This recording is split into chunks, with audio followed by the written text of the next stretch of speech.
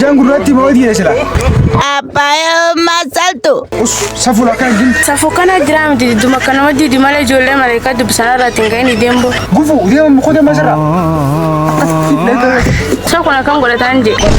Wahii nakkasa seherba. Dengu.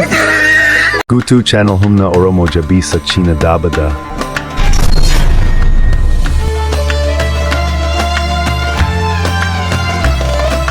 Awwa gaalu tiin tummaa gadi hin deemne haa. Weelteen ajjeefte faxarrii.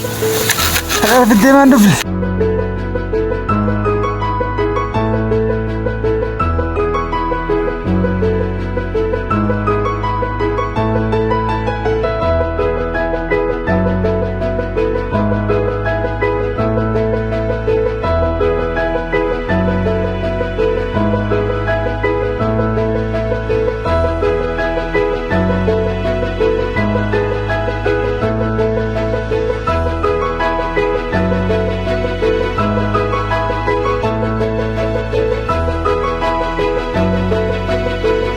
Hawjitaan barana. Maashaallah.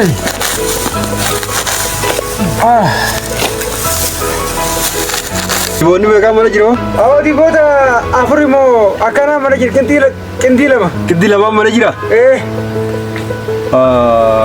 Saabba tokkoo fi gorommiilee lama maaltu jira? Akkasi. Citaan barana roobni akkumatti qaqallate. Ni tole. Ayyee. Alhamdulillah, gambar kana tola buat apa? Wallahi.